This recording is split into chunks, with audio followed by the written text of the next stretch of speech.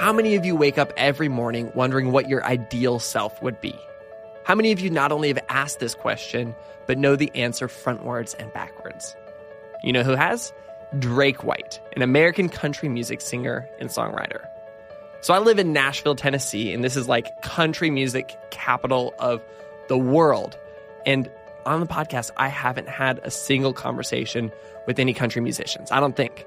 And so I was at the airport, Nashville airport, and I actually bumped into Drake White at the airport. He was playing a show on an airplane, which is a long story, but we got to talking and I was hooked on this guy. He's so interesting. He's so fascinating, but I hadn't heard of him before. But a lot of people have. A lot of people have heard his song, Simple Life. It was his debut single, and he also has this new album, Spark, that was released last year. I've actually gotten really into it.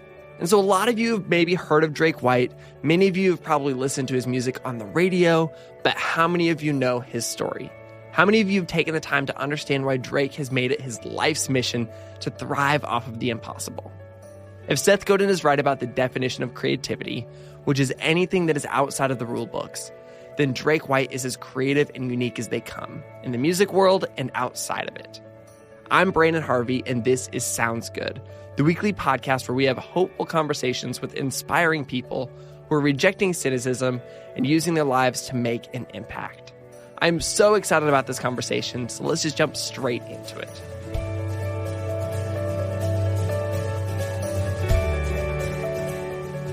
So Drake, you and I first met on an airplane flying across the country. Yeah, I get on those a lot here lately.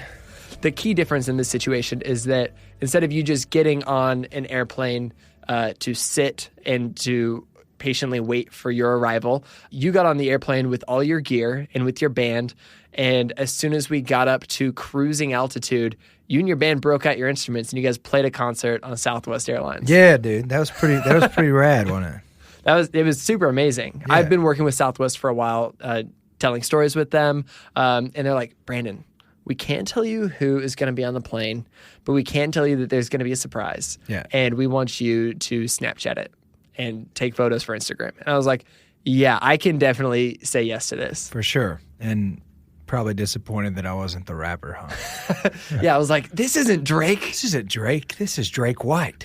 Nobody communicated this clearly to me. Man, that would have been awesome. But I don't know. But I got you instead, and I connected with you, and I love you. Thank you. Likewise, that was a cool connection.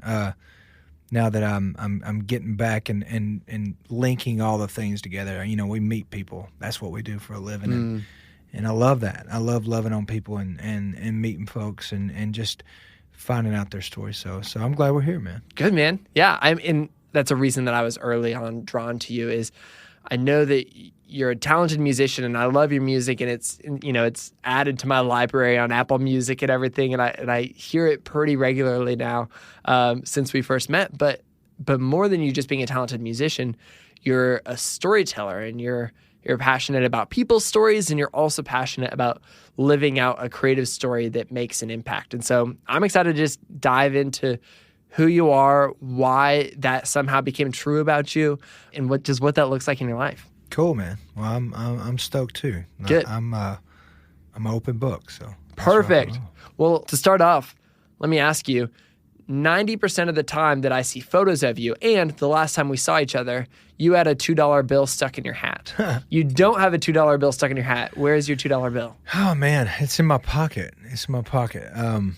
The $2 bill is it goes back to the storytelling. You know, the whimsical kind of brain power magicianship that I fell in love with as a kid. You know, you'd meet these special people. You'd meet these folks that knew how to tie knots, and these people in Alabama that spoke in like poetic, you know, southernisms and things like that. So I was just always infatuated with creating stories and being in a story. And so a $2 bill was whether you believed that it was lucky or it was a conversation piece or whatever it was, my grandfather used to give me these $2 bills, you know, to represent something and to just have as a talking piece. And so I started sticking $2 bills in my hat or a old school ace card or feathers, hats and feathers and stuff and matchsticks and rabbit's foots and like all these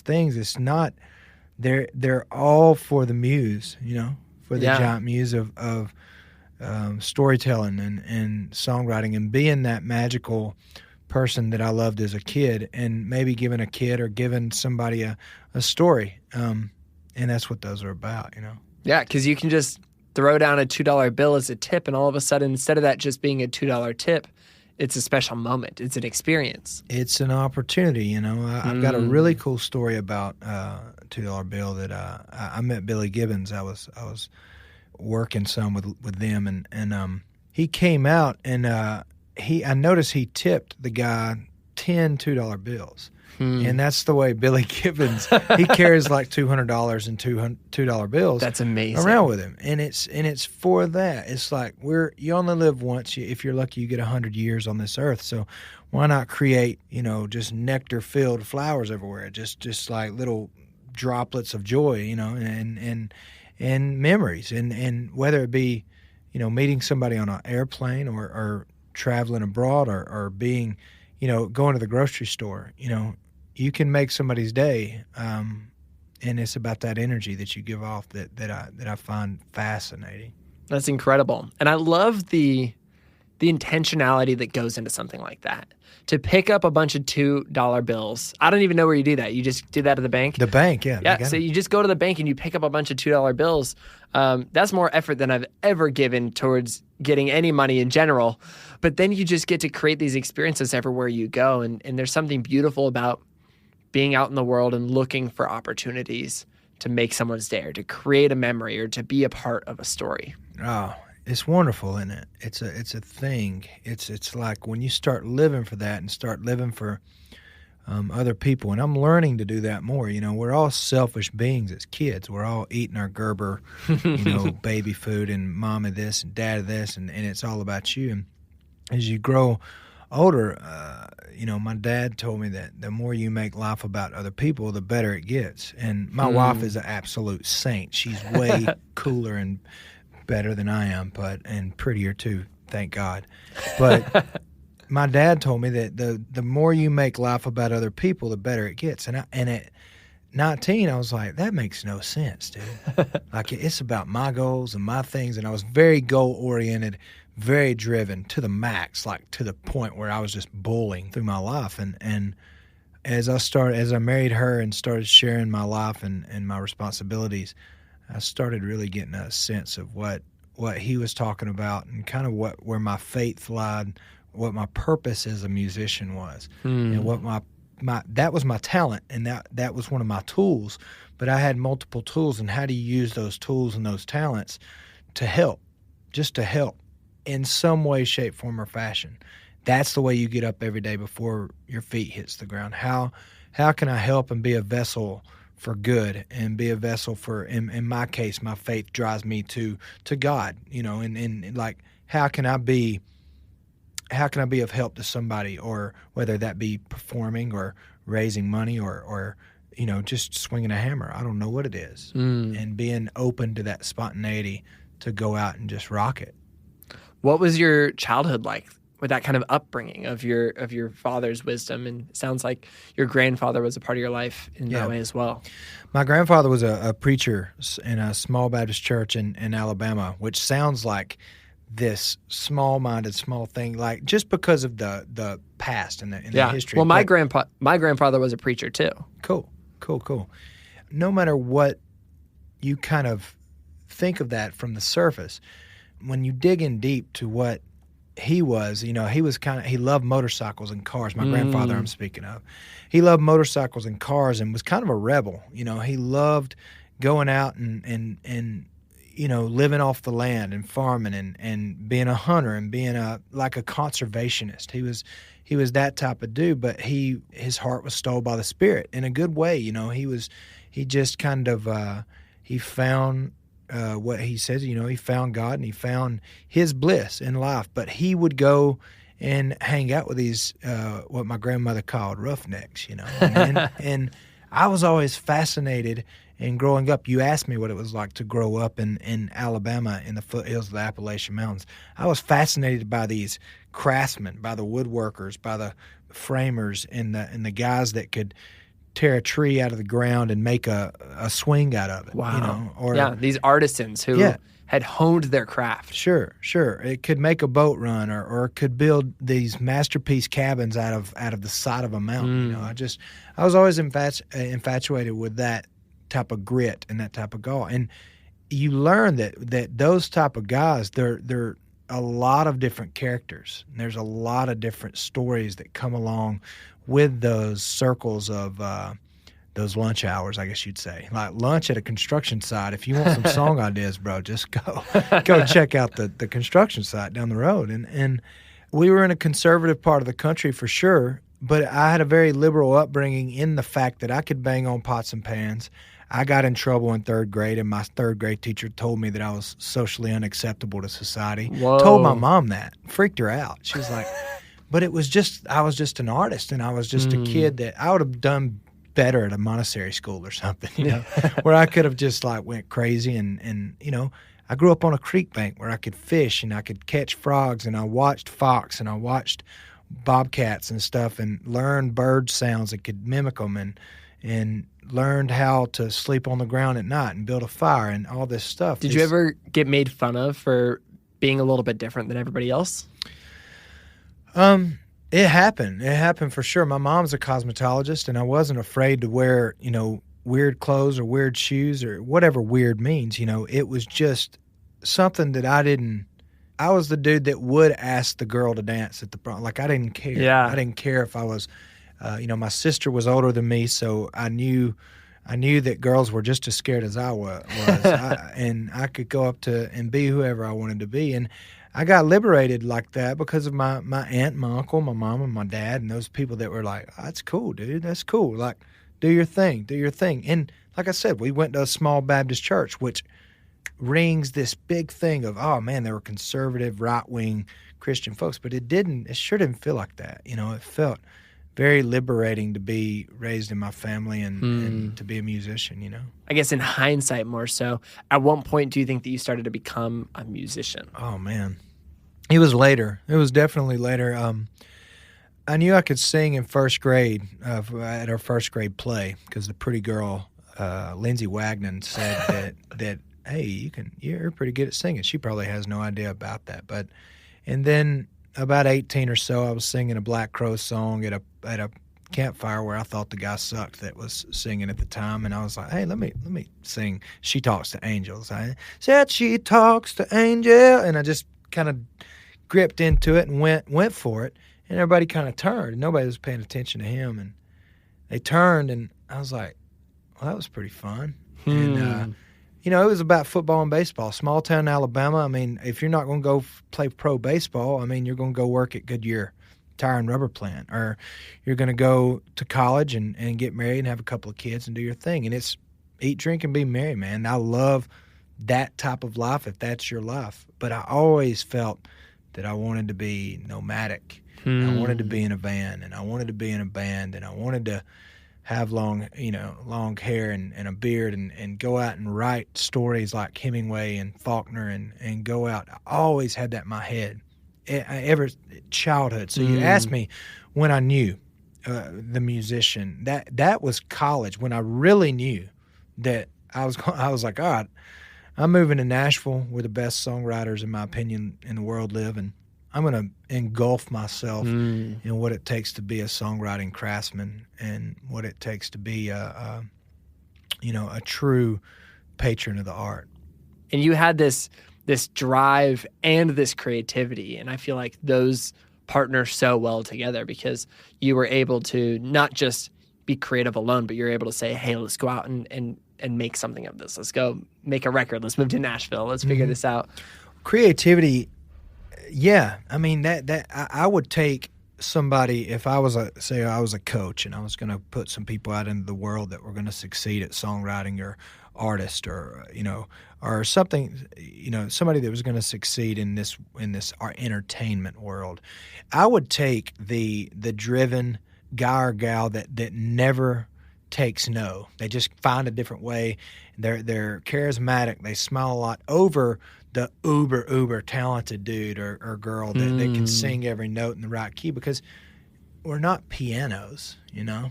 We're vessels. We're vessels of life, and it's Dylan's faults in his voice that make Dylan Dylan. It's the Rolling Stones' crappy guitar playing that make it great. You know? So for that, I was driven, and it to a fault sometimes. I bugged the crap out of people. Still do to this day, you know. And I actually got told no at first from the producer that's producing me right now. He didn't dig it. He didn't. It wasn't that he didn't dig it. He just didn't feel it, and he was busy. So he said, "You're a talented dude, but I'm not feeling." So I called him back, because I don't have an ego in it, man. I mean, I'm trying to make the best music, and there's no competition in that. I'm in my head, I'm competing with Zeppelin and the Eagles. I'm competing with the best that's ever. When I listen to the Allman Brothers, I'm competing. I want my music to be at that level. So to be able to get to that level, if you don't have the chops that Dickie Betts had, or the chops that Duane Allman had on guitar, then you got to find people that do, and find people and use. You know what? Duane Allman had his slide guitar, and he had impeccable hands in what he did, but like, he's not Drake White, and I'm not Duane Allman. He could do things better than I could. Certain things I can do, certain things better than he can, and that's what I've always remembered in my head, whether I was playing sports or playing guitar or basket weaving, you know? Because it's all about leaning into your specific strengths. This is such an awkward question to ask, but what do you think are your specific strengths in this? I hate doing that. I know. Well, let me tell you what my specific strengths are. I guess maybe let me twist this for you. I'm kidding. I would tell you, but but like, what is it that you're passionate about within the world of music? Because sometimes that is, you know, in line with your strengths, because you're able to hone them because you are passionate about it. What is it that you like to lean into versus, you know, the things that you could leave behind and let somebody else do? Musically. Yeah. Oh. Or I mean the whole deal, though, because there's so much more than music to music. Yeah. It's a very wide thing. I'm glad you clarified that. I can open it up to the whole deal. Like, what I'm good at is I'm good at communicating to a group of people my expectations. This is what you're good at. You're good at drums, social networking, and you love dogs. So how can we use you? You know, I'm good at I'm good at phrasing. I can make up something on the end of my tongue, and it's just free verse. It's free all over the place. It's just like I'm talking right now, and there's no structure to it. So I'm not good at, sing that note at that time. Like, I might sing. I had a drummer tell me one time, he said, I said, "Can you be in my band, man? Can you be my drummer in my band?" He goes, "I'd love to be in your band, dude, but I've never heard you sing a song the same way twice." And I kind of looked at him, and instead of taking that as a insult, I was like, "Well, cool. You know, that's theater. That's an entertainer. That's it." Yeah. When in fact, like, Berklee School of Music, or some guy that was versed in, violin at Berklee, he's got to play that like it's written, and he's got to know it. So guess what? I got a violin player from Berklee. He's in my band, and he's the guy that warms my voice up, that helps me get ready. My bass player, Phil, he's the guy that says, "Drake, I need you to slow your heart rate down at this point. Just calm down and just deliver, because what's happening is you're rushing this." And then, my drummer is the kind of cool bohemian hippie dude that just kind of keeps me free and keeps me going. And so it's hiring people around you that have the talents that you don't necessarily have. Yeah. So I feel strongly about communication, songwriting. I'm learning every day about songwriting, as you always do, but I feel good about phrasing and actually presenting. I can sell, man. I can sell something. I can sell, my dad used to say, you could sell ice to Eskimo, and I don't even know if that's politically correct, so sorry. But it's something that if you give me the opportunity to stand in front of you and I'm passionate about what I'm presenting to you, we're going to leave there with something. Something's got to happen, and so that's what I'm good at. And it's about not having an ego in it and saying, you know what, dude, I'm not good at that. I'm going to delegate, not be afraid to delegate, and then don't micromanage inside that delegation, which is really hard for me. Oh, let me tell you, me too. Yeah. I'm learning that every day.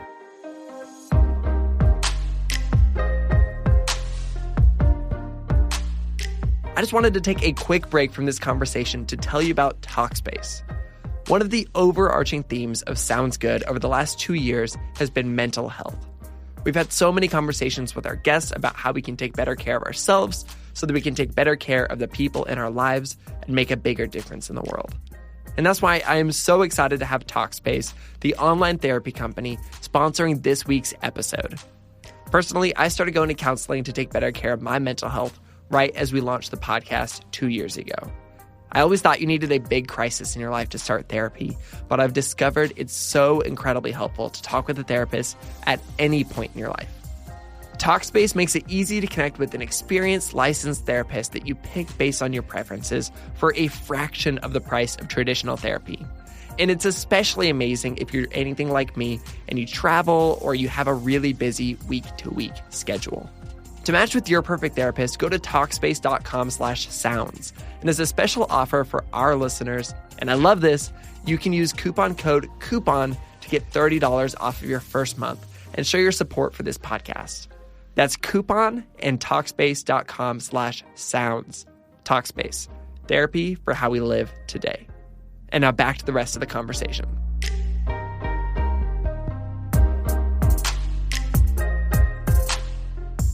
You talked earlier about being a vessel and about how, ultimately, I think that you as a musician and your songs as songs and all of these things are tools to make something happen. And we all love the choice in the creative things that we do, where my definition of creativity is the same as Seth Godin's definition of creativity, which is creativity is anything that's outside the rule books. So we all get to do things that are creative, no matter if we do creative jobs or not.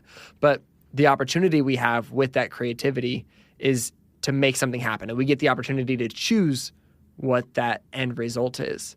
What would you say that the purpose behind what you do is? What would you say that your ultimate goal and aim is?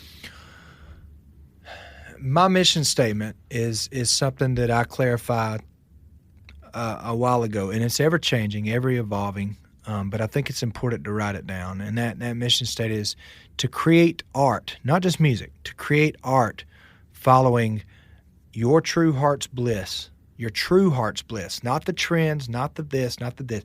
Create art following your true heart's bliss that leaves people with hope, passion, and faith.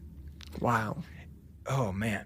Once you declare that and you let your band, now I refuse to call them a band because bands fail. Bands are a bunch of people that show up late. Bands are a bunch of people that smell and they're this and that. Like, this is my band of brothers. These are my band of brothers. We are militant in being on time, presenting the show. But so I'm going off on a tangent there. But my goal, my 100% goal, is to leave people stirred in their psyche, in their emotion, in their spirit, to where they'll open their eyes and say, man, if we're lucky, we got 90 years on this earth. If we're really lucky, we got 100. I'm going to live it for other people, and I'm going to absolutely press myself to the max to get every drop of energy and every drop of production out of my soul and out of my thing and out of my head, and because I want to leave this world better than I found it. I want, as cliche as that sounds, I'm passionate about kids and educating kids. I'm passionate about music education in schools. I'm passionate about the environment, the ocean. I love the ocean. I'm passionate about sports and health and vitality. But the one thing, it can be summed up with that mission statement, but I come out here every day not to create music or to just, hey, I'm going to make this show and I hope this show's flawless. It's to evoke and stir emotion in somebody, and maybe, just maybe, that they go out and they help somebody, or they go out and that plants a seed, and that plants a seed, and that plants a seed, and the good plants seeds over and over and over, because that echoes in eternity. What we're doing today, I'll be dead in 50 more years if I'm lucky. Everybody is on the same playing field with death. Everybody. So it's bigger than me. The art is bigger than me. Everything that you say is powerful. So be careful with your words. And I'm all about, with this music, using my platform to levitate other people that may not have known about their platform. And then, exalting my God and loving Jesus and being the follower that he would have me to be, and working for his kingdom. That's my, I'm not really religious, but I'm spiritual. I have a spiritual connection with God and through Jesus for me. And that's my goal. I hope that was a long answer. No, that's a good answer. Do you remember that moment that you clarified that you were like, I want to make this work about leaving people with hope and faith and love? Because I feel like a lot of people are in this place where they're like, oh, I would love a mission statement. Like, I would love to have a clarified idea of what I can go into every interaction or every art piece working on. Yeah. I believe that the best thing you can invest in is yourself. So when I talk about investing, I'm a big fan of Tony Robbins. I'm a big fan of, these type of people that get into your psychology and say the incantations of, I can do this, and this is why, this is where I'm at, this is how I'm going to do it, and this is what I'm going to do it for. And if you're managing, I went to school for construction management and engineering. So if you're managing somebody, if you have a mission statement on the board, hey guys, this is why this is hard. This is where we've been, where we're going, and where we're at. This is why we're doing this, because this will leave people with hope. This is why we're doing this video. This is why we're doing these podcasts, to get the word out there. But this is why we're doing this video, and it's 2:00 in the morning, and you're tired, and we're thinking. So when everybody gets tired and worn down, you can point back to your mission statement. So it was really training through Tony Robbins and going to those seminars that I really wrote it all down. And that the power in writing something down is immense, brother. Yeah. It is immense. I use a yellow notepad, legal pad, and I have an old wood clipboard, old school wood, and it was my grandfather's, and that doesn't matter for the story, but it was. And I wake up every morning, I thrive off list. I thrive off somebody saying I can't do something. And I thrive off the impossible. Like, how can we make it possible? How can we do things through our music and through our talents, whether yours be axe throwing or skipping rocks or yodeling, and mine is, whatever, being a nurse or laying block, or I don't care what it is.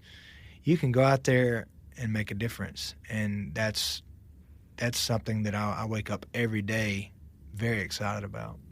So in the midst of all of this, you're doing all of these things, your career is growing, and not only that, but you're having an impact on more people because you're touring, you're meeting more people, you're gaining more opportunities to surprise and delight people and to fill people with joy and wonder and to tell more stories. What's been the highlight of the last few years of just kind of growing as an artist? And last we talked, you were about to head to Europe, and now you're back and you just got back from touring Europe. Like, you've been doing some amazing stuff. Mm-hmm. There's so many.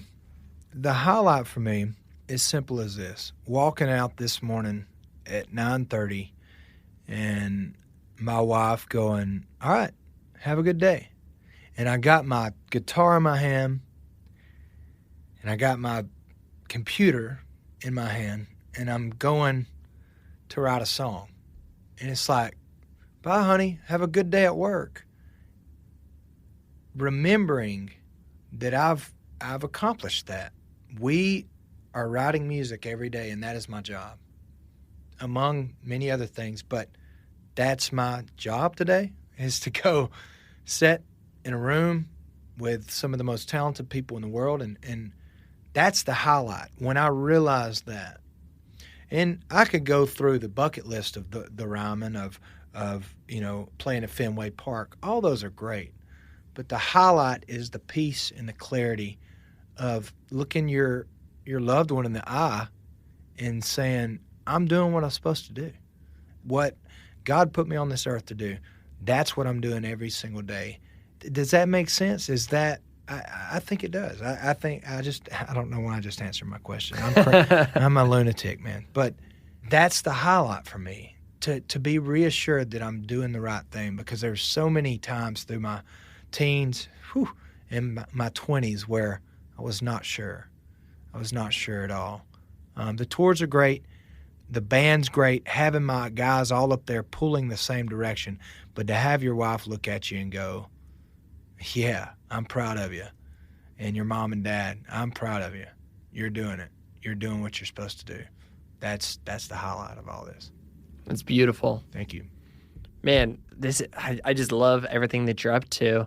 As we transition out of this, and as we kind of wrap up this episode, a lot of people may be inspired by the way that you found passion and purpose, and the way that you use that to fill the world with hope and faith and love, and how you're able to surprise and delight people and fill their lives with stories and new experiences. And people were to go out and live these ideas out next week, what would be a great way for them to start, just on a really practical level? It's a great question. I'm so glad you asked, man. This life is there's so many bad, gruesome things that are happening in the world. And what I learned about successful people, I'm talking truly happy. And I'm not talking about money. I'm not talking about Grammy winners or what everybody deems. I'm talking about when people go to bed at night, those people that are happy and just smiling, and they wake up before the alarm clock goes off and they're happy.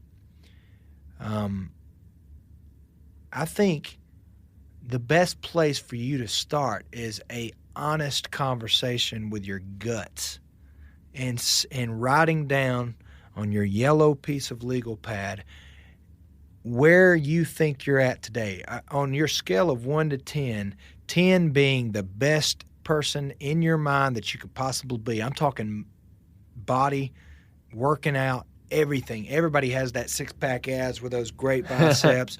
Everybody's got the chick. First of all, writing that down. What is your ideal self? And knowing that frontwards and backwards. Second, do something fucking drastic. I'm talking insane drastic, which for me, jumping in a cold, freezing 40-degree ice bath the first thing in the morning, that's drastic. I don't want to do that, but it shocks your body. And it teaches you that you can do whatever you put your mind to, and you can overcome all this stuff. So I'm rambling a bit. So the first thing I would do, get the notepad out, write down exactly what you want. Write down exactly what you want by these questions. Do I want a house? As simple as this. Do I want these pair of shoes? Do I want this car? Who do I want to marry? Do I want to marry? Do I want kids? How do I want that to look? Do I want to have sex once a week or 4 times a week? Do I want to have a golden retriever that is trimmed or cut? Write all that down, and then write where you're at. Never use the excuse of money, because money's irrelevant. It really is. Where passion flows, money goes. So there's so many podcasts. There's so many things that you can look up. Look up Tony Robbins. It works for me. I love the stuff that Tony does. If that doesn't work for you, Tim Ferriss is great. If that doesn't work for you, find something that invigorates you. Get rid of the losers around you that are sucking. Like, literally, call them. You don't even have to call them. Just quit hanging out with them. Quit hanging out with the people that are saying, oh, man, or that are saying anything negative. Refuse to say anything negative, for whether it be fake or not. I don't care if you think it's fake. Just refuse to say anything negative for a week, and just constantly live for other people. When you walk to the grocery store, grab 3 carts in the parking lot and put them up. When you walk in the grocery store, pay for somebody's meal. I don't know.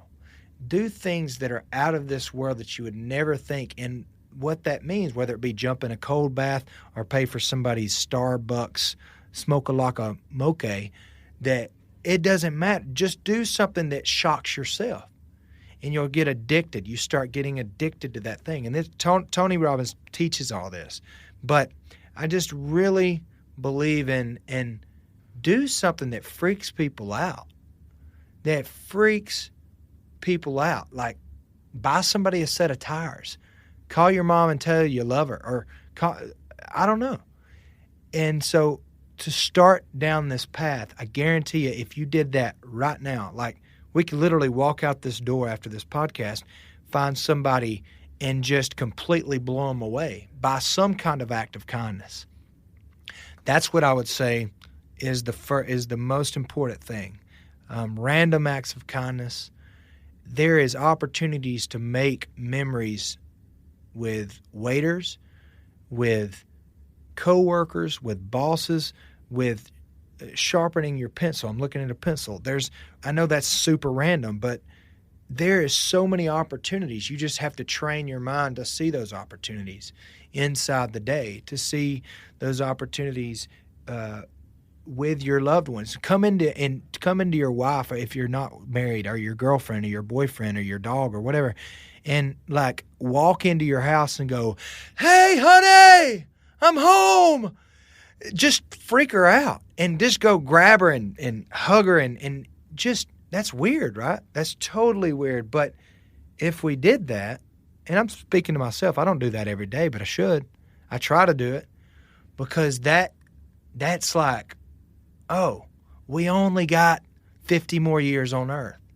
You only got 50 more years. So why are you sitting on the couch? Why are you being? Go do something kind for somebody. Get out, quit talking about money, quit thinking about everybody else. Delete your Facebook, your Instagram, and I love Facebook and Instagram. But if you're spending, well, I'll say delete it. Delete it for a week.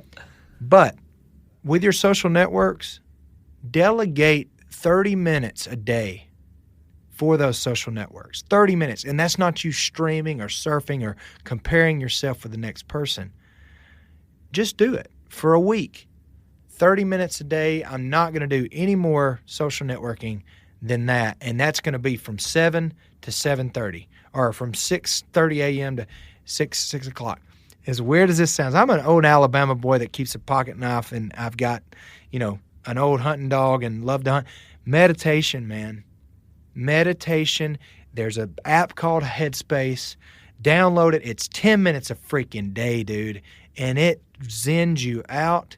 You're going to do it. Do it for other people around you. It's going to make you calm in lines.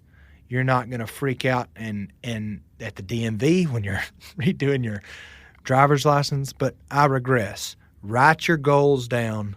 Find out the path to get there. Get rid of the negative bullshit people in your life.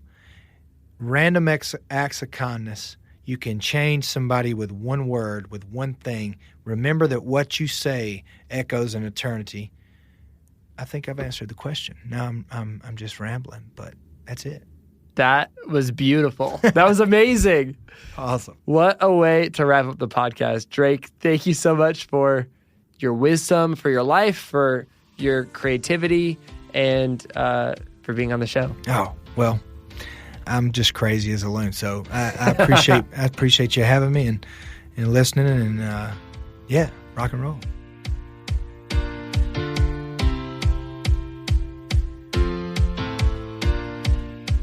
Oh my goodness, isn't Drake ridiculous? Like, he's the best. And I feel like he's not what you would expect at all from a country musician. And I kind of like that about him. I feel like people tend to surprise us. I really caught on to this thing that Drake clearly cares about. I hope you did too. He talked about moving toward your ideal self. If you were inspired by his story but don't know where to start when beginning this journey in your own life, here are 2 simple steps that Drake gave that you can try to remember. Number 1 is write down what you want. Spell out the specific ways you hope your life will turn out. And number 2, do something drastic. Do something insane. Often taking that risk and moving toward the impossible gets us an inch closer to that ideal self. I love how Drake says that we should do something that freaks people out, like randomly buying somebody a set of tires or calling your mom and telling her that you love her, even on like a podcast. Hi, Mom, I love you. I'm all about that. If you're not already following Drake on social media, you can find him on Twitter and Instagram, and you can buy and stream his music wherever you listen to music. Again, it was so fun having Drake on the show. If you like Sounds Good, support us by telling a friend. Let them know what you love about the show and give them the link to listen on Apple Podcasts. And if you really liked this particular episode, and maybe you're new to the show and you hadn't heard a lot before, you would also love our conversation with artist Leah Nobel and singer-songwriter Matt Wertz. This podcast is created by me, Branden Harvey, as a part of Good, Good, Good, a community that believes in the power of celebrating good news and becoming good news. You can get even more hopeful stories on social media by following us everywhere at Good, Good, Good Co. We also create a beautiful quarterly newspaper that celebrates the people, ideas, and movements that are changing the world for the better. We would love for you to get your own copy. It'll show up right at your door. Check it out and see what else we do at Good, Good, Good at goodgoodgood.co. Oh, and one more time, thank you so much to Talkspace for sponsoring this week's episode. Go to Talkspace.com/sounds and enter coupon code COUPON to get $30 off your first month. And on that note, that is a wrap for this week's episode. Go out and do some good this week, and we'll be back next week with another inspiring story from an incredible person. Sound good?